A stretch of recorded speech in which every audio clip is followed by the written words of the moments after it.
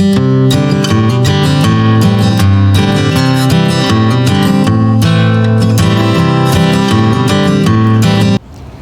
hello everyone. Welcome in. I'm Taffany and this is Tika's Gardens. And today we're going to take a walk around the garden, front and back. We don't go in the front too often. There's usually noise and things going on, so I don't do the front too often, but we're gonna go in the front and take a look in the back garden here and see how things are looking in January of 2026. It's a new year. Happy New Year to everyone. And thank you for following along on this garden journey with me. If you have been enjoying the things that I have been doing in the garden and just kind of enjoying hanging out with me, please consider subscribing to the channel. It helps me out and it builds a community. We talk in the comments and things like that, which I really love. So just join us and garden with me and share what you're doing in your garden in the comments and things like that. But anyway, the garden still looks good in January. What can I say? Of course, it's winter. Some things have lulled and stuff, but for the most part, everything's looking good. So I'm gonna turn the camera around and we're gonna walk around and just look at everything. I'm not going to so much do a lot of plant identification as we are just gonna take a stroll and just enjoy things, and I will identify some things here and there for you as well. So let's take a look at the garden. We're gonna go up front and start in the front, especially since it's quiet right now and no one's out doing any work. So we're gonna take advantage of that, and then we'll head to the backyard here where we are now. All right, so let's head to the front.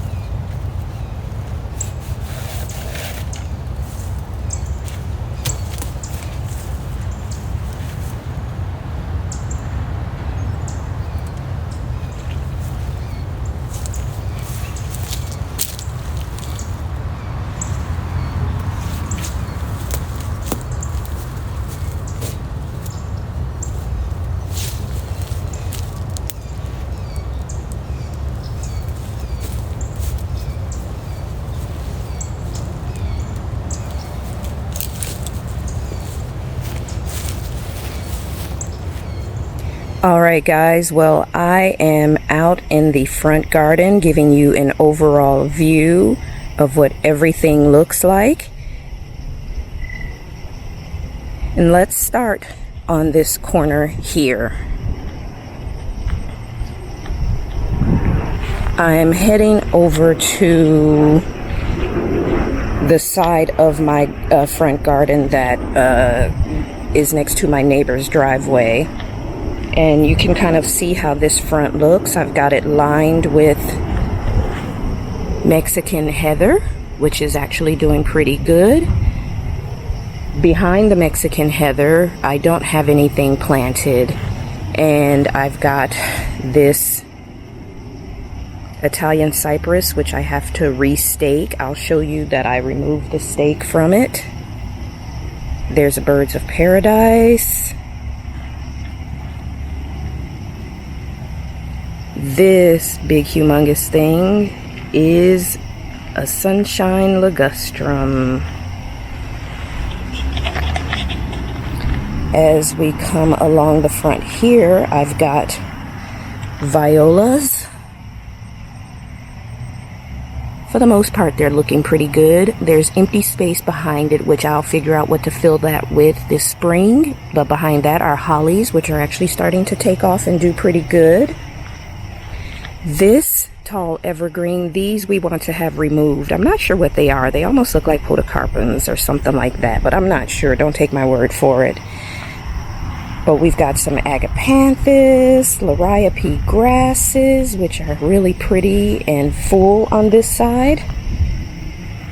You can see the front porch still has some of my faux florals, but the wreath, but the actually, let me show you. It has the wreath and stuff, but the decorations are gone. On this side, I had to replace a couple of the Liriope grasses, so they're smaller. This little grassy thing is a Stella d'Oro daylilies. They'll perk up when the spring comes. There's more agapanthus, coleus, green Liriope. Back there in the corner, we have another holly with azaleas in the middle there, and another holly.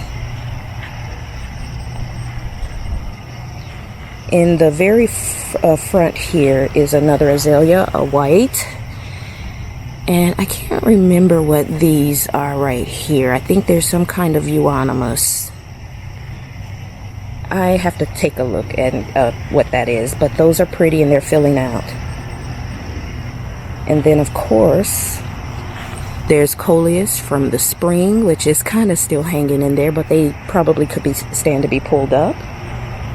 I've got more agapanthus, a sad looking coleus, this Italian cypress, which I restaked, and this corner also has a hedge of Mexican heather. Now this Mexican heather was planted a few weeks before the other one.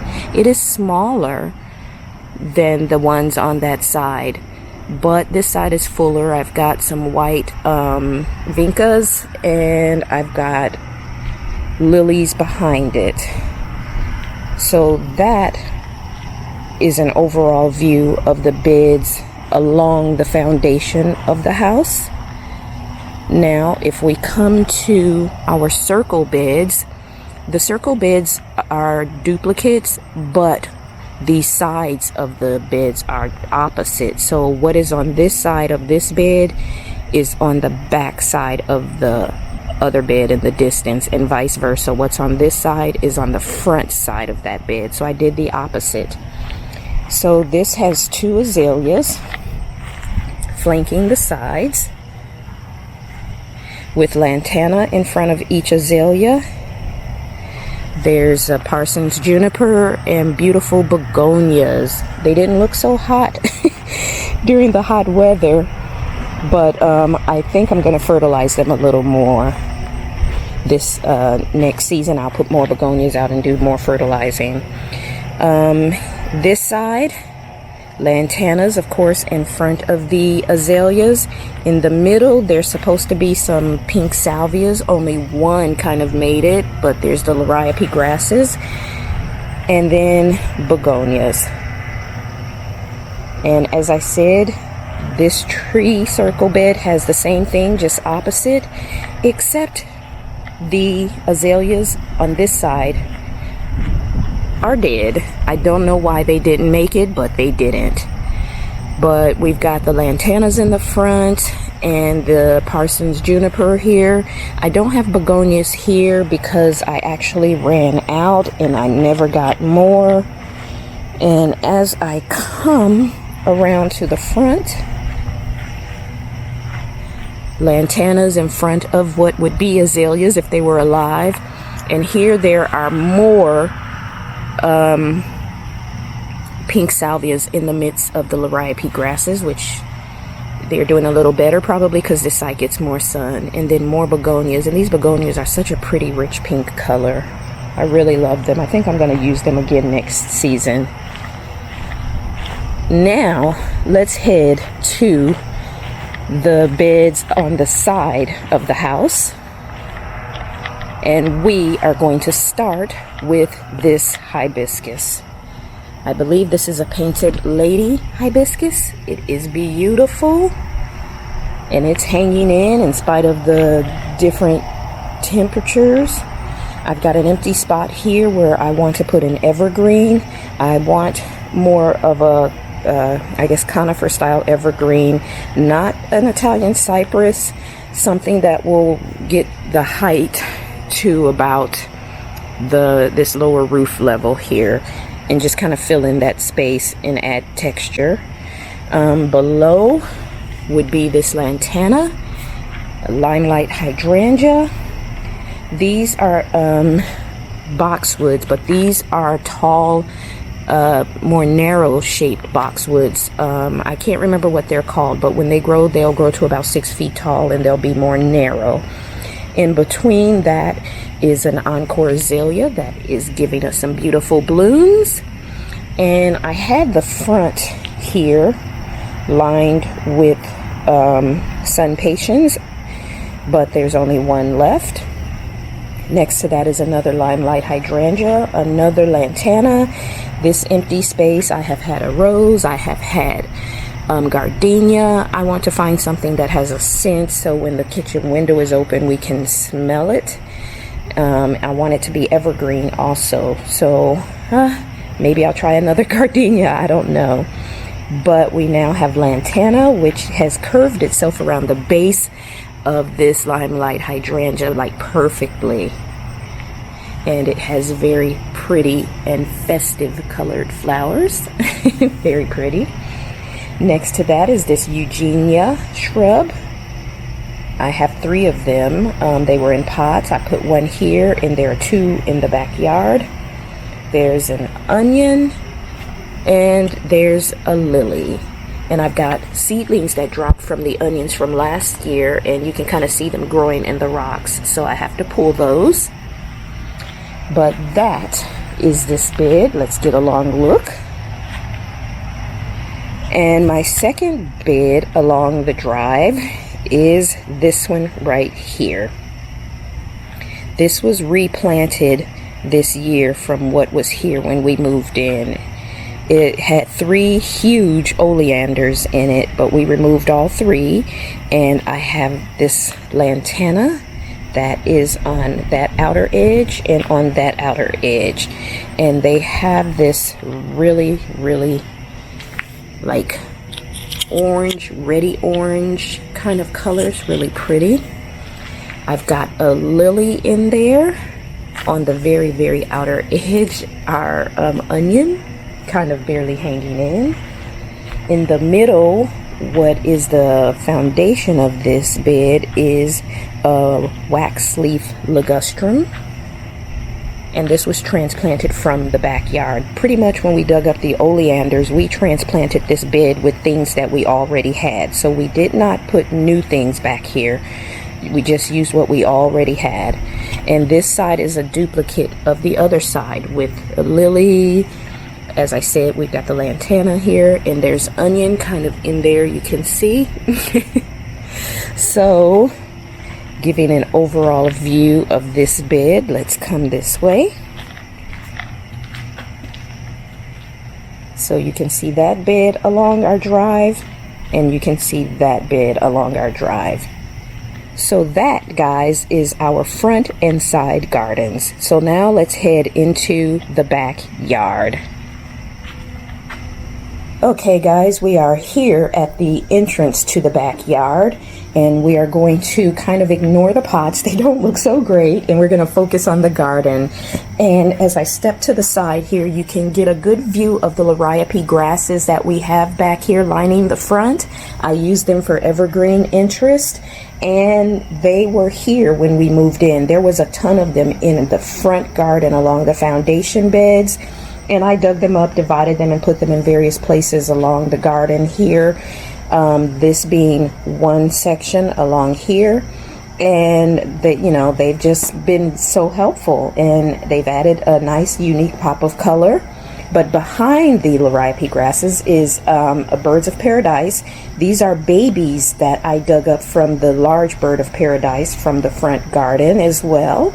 It had babies popping up, so I dug like 3 of them up and put them in the ground here back in our back garden, and all 3 are doing great. I put them together as a whole clump so that this will grow fuller quicker. Next to that is echinacea, or purple coneflower, a gardenia radicans, Indian hawthorn, pink salvia. And that pink salvia has dropped so many seedlings. You can see them here. And I actually have dug up seedlings throughout the season and put them in other parts of the garden, which you'll see. And you saw some in the front garden. Those came from this here, seedlings from that one plant. I also have sun patience. You'll see one kind of poking its head out, still looking beautiful. And we have this ligustrum tree, which will grow about 6 to 8 feet tall. In front of the ligustrum tree is this beautiful lantana, which it has done the same thing as the one on the driveway, where it's kind of encircled the base of the tree instead of growing in like a ball shape. So, and the colors are so pretty. Look how rich and vibrant those colors are. So pretty. But what isn't doing so good are the gardenia radicans that I planted about a month or two ago back here that I got from clearance. They're struggling a little. This one back there is still hanging in. This one, it's like, ugh. So we'll see what happens to them long term. And same with these gardenia radicans here, not doing so good at all. But taking a look at this middle bed, we've got winter gem boxwoods lining the outer section. In the middle, we have a Mexican lime surrounded by yellow zinnias, yellow celosia, which were planted from seedlings from last year. And this is a seedling that dropped on its own and came up from the pink salvia over there. So I just left those little seedlings there. They're just coming up everywhere, celosia and salvia. But they're beautiful. And of course, we've got snapdragons here. And that takes us to the bedroom garden. And that is a full view of the bedroom garden. Each entrance is flanked with columnar ligustrums, 1, 2 there, and 1, 2 over there. In between the columnar ligustrums here, we have jubilation gardenia, which is doing great, and we have 3 frost-proof gardenias here. And one of my viewers said that they had purchased a bunch of them and none of them survived. And I've got 2 that are not doing good and 1 that is hanging in, and you can even see it's giving flowers. And the jubilation gardenia right now, it is in a flower lull. Just a few days ago, you can see that these dried up flowers were very bright and beautiful. So let's head into the bedroom garden, and we're going to start with these beautiful white miniature roses. I will put something behind them to fill in that space, maybe snapdragons or something, but they're so pretty. And we have green liriope grasses, which were also here when we moved in, that I dug up and divided, and that's what these are from, surrounding the tree. And I put this Barbados cherry tree here, which has given us fruit this year. And the evergreen liriopes are there for the purpose of providing year-round interest when there aren't plants there. We have knockout roses throughout the garden here, 2 along this wall with a Parsons juniper. We have a curved leaf ligustrum back here, which has filled out so beautifully. We have liriope grasses along the front and 2 fizzy mizzy sweet spires.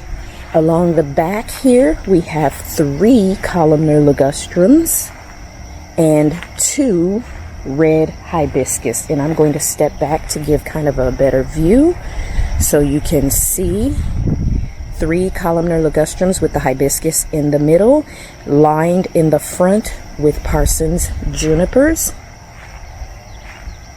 And before we go on there, I want to show you the circle bed here with the dianthus that we just planted. Looking very good, so pretty. Now back here we have red vinca, which is still looking good, sitting in front of this knockout rose. And behind the knockout rose is this Italian cypress, which was purchased at the same time as the ones in the front garden, but I guess because this is getting more sun, it has grown so much faster. It's getting more sun and more water, I believe. Here we have a Parsons juniper We have a miniature red rose, which is trying to hang in there. We'll see what happens with it. And we have another knockout rose, and that brings us to the other entrance or exit point of the bedroom garden. But in the center of this circle bed is a navel orange, which has really put on a lot of growth this season. Coming out of the bedroom garden on this side, we have more of the yellow zinnia, which came up on its own. It came up from what was planted there last year. And we have, hello squirrel. Did you want to join us? I wouldn't do that if I were you, because Miss Tika is out. And there is Miss Tika with her eye on the squirrel. Uh-oh, there we go. There we go, hunting mode.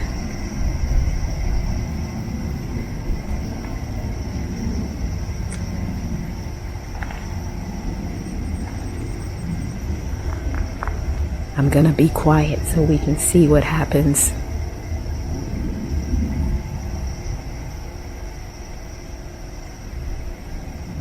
Oh, there's a second squirrel that has made its way onto the ground. Like I said, not a good choice, squirrel.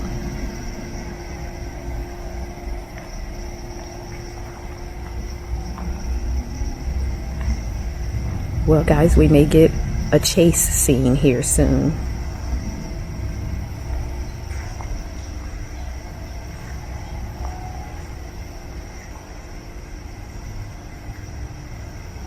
The squirrel is behind the Parsons juniper there.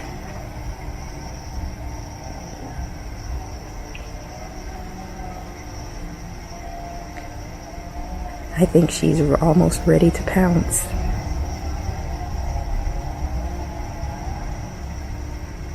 I don't think this is a very bright squirrel, guys. Look at this thing.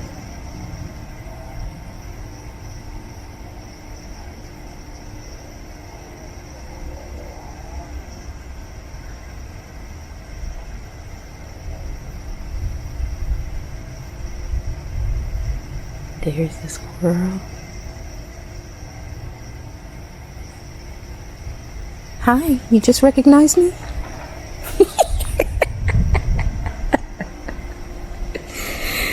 It's like the squirrel looked up and saw me and was like, oh my gosh, there's a person here.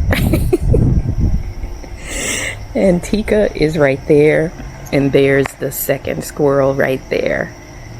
So I think that's our action for the day, guys. Let's get back to the tour.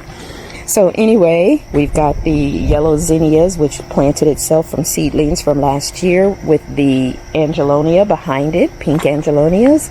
On this side of the walkway, this is one of my favorite beds.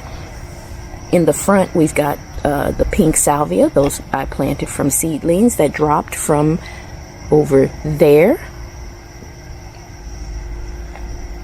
Miss Tika, she's still at it. And then we've got two sedum angelinas with trailing vinca in the middle. Behind the trailing vinca, ignore the weeds, guys, please. Behind the trailing vinca is a blue rug juniper. And then in the second row, along with the blue rug junipers, are two Miss Limonabelias, one here and one there. And of course, there's another pink salvia flanking the end here. We've got this very beautiful deep burgundy crepe myrtle, and behind it all are a collection of vincas. And I mentioned to you that I had 3 eugenias. I put the eugenias here. There's one right there in front of the pot, and there's the second one right there in front of that pot. And this is an outside view of the vincas. Very pretty. So we're gonna head on down the walkway here. Of course, you can see the pots. There's lantana and grasses in it, and they're starting to fade from the weather. But we've got more angelonia on this side of the walkway. We've got Eleanor Tabor hawthorn here, which smells so good when it's in bloom. We've got a pink salvia that I stuck in there from a seedling. On this side, we've got a lily. Nice tall orange lily. You've seen them in my garden. Right here is a Meyer lemon, which is starting to grow and fill out very nicely. Coming down, we have a hibiscus, which has the orange double petal, like double or triple petaled hibiscus. You can kind of see one off back there.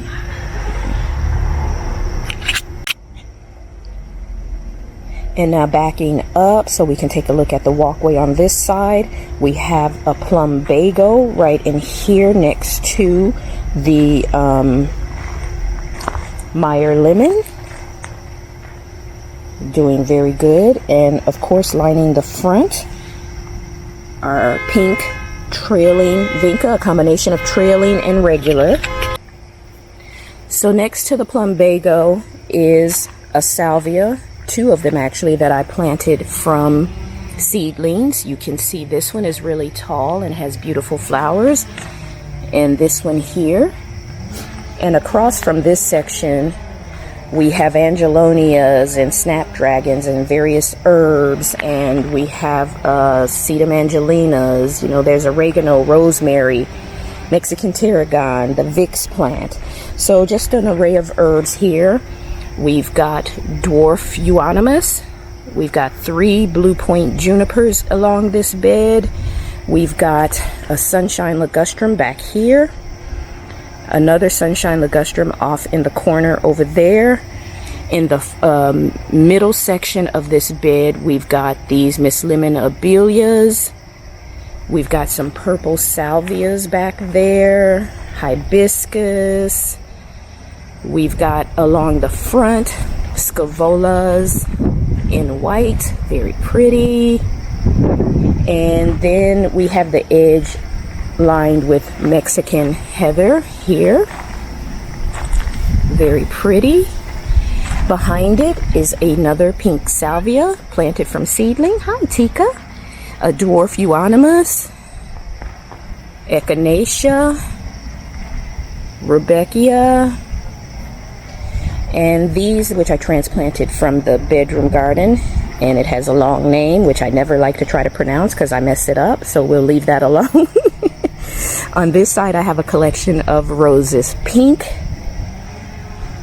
knockout roses, and there's a smaller rose stuck in here among the snapdragons, which smells so good when it's in bloom. Very pretty. We have some yarrow right there, lantana, purple fountain grass. Here we have a native salvia right there, Asclepia, which I planted from seed, and I actually saw monarch caterpillar on it maybe 2 days ago, so that's exciting. In front of the sunshine ligustrum, we have another purple fountain grass with oregano that's kind of going around the rock, and sedum angelinas in the front. So very pretty. And that is the courtyard garden, which we won't go into because there's not much there. What we are going to do is head down this walkway here, which is a new walkway that I've made, and it is flanked behind these purple fountain grasses with columnar ligustrums. And these are actually arched, so that curved, so it's kind of forming like an arch there. Now, in the midst of the purple fountain grass and columnar ligustrum, here is a plumbago that was transplanted there. And in front of me, we have dwarf euonymus. There's 4 right now. I need 2 more, one for here and here in this empty spot. So there basically is going to be a collection of dwarf evergreen shrubs lining this walkway. And then we'll have a collection of flowers. This collection consists of society garlic and irises with snapdragon stuck in the midst for color. we have tennis balls, which you might have spotted throughout the video.